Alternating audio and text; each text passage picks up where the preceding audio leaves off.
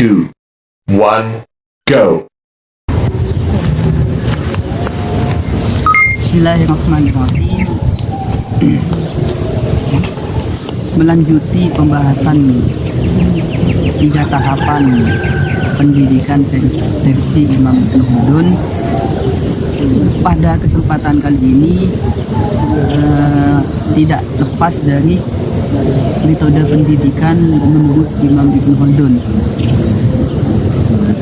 Pada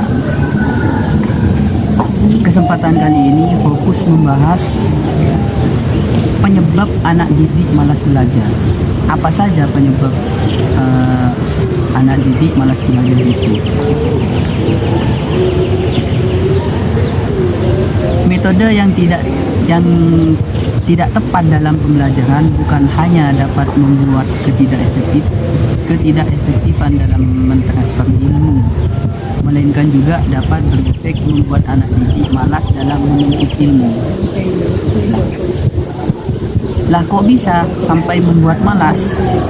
Bukannya malas atau tidaknya malas atau tidaknya anak didik itu faktor internal, tidak ada sangkut paut dengan pengajar.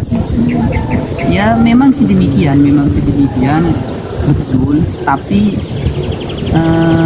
faktor eksternal juga berpengaruh pada malas atau tidaknya anak didik, sangat berpengaruh. Dalam konteks ini Imam Ibnu Khaldun menjelaskan salah satu faktor eksternal adalah metode pengajaran atau metode pengajar yang mengajar yang kurang tepat. Dengan sebab kesalahan dalam metode pengajar dapat menjadikan anak didik malas dalam menyerap ilmu. Seperti apa penjelasannya? Di bawah ini akan diuraikan. Imam Ibnu Khaldun menyatakan bahwa di antara penyebab kemalasan anak didik adalah kekeliruan dalam metode pembelajaran. Beliau melihat masih banyak pengajar yang masih keliru dalam metode mengajarnya, yang efeknya sampai membuat anak didik malas dalam belajar. Beliau mengatakan atau menulis, "Waqad syahadana katsirun minal muallimin bihadzal ahdil ladzi adrakna yajhaluna turuqat ta'allum wa ifadati." Artinya, saya menyaksikan banyak pengajar tidak tahu metode pengajar yang berfaedah. Ini persaksian Imam Ibnu Khaldun di dalam Muqaddimah Ibnu Khaldun. Setelah memberi semacam persaksian, lalu beliau menguraikan kenapa ketika metode pembelajaran itu bisa membuat malas anak didik. Uraiannya sebenarnya agak panjang, akan tetapi ringkasnya sebagaimana ulasan berikut ini. Keliru dalam metode pembelajaran dapat membuat anak didik malas, bagaimana yang telah dijelaskan di atas. Maksud keliru di sini seperti pengajar tidak mengikuti tahapan yang telah diuraikan di muka di atas atau di bagian pertama kan dijelaskan tiga tahapan harus dilalui.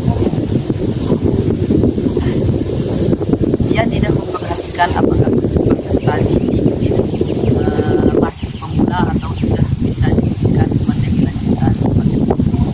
Ia memaksa anak didik pemula memahami materi yang belum ia siap terima.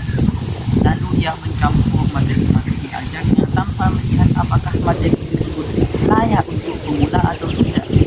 Ia beranggapan dengan cara tersebut sudah sangat tepat. Ini salah satu kekeliruan metode dalam mengajar. Akhirnya peserta didik sama sekali tidak bisa menyerap materi yang ia jabarkan. Ironisnya, sebab kekeliruan metode ini, anak didik tersebut merasa bahwa dia sulit menyerap ilmu. Sebab perasaan sulit menyerap ilmu inilah benih malas belajar. Walhasil, seorang pengajar sebaiknya selalu memperhatikan metodenya dalam pembelajaran. Sebaik apapun materi yang ia persiapkan, Kalau tidak memperhatikan metode atau apa namanya keliru, dapat menjadikan pembelajaran tidak efektif, bahkan dapat membuat anak didik malas dalam belajar. Wallahu a'lam bishawab.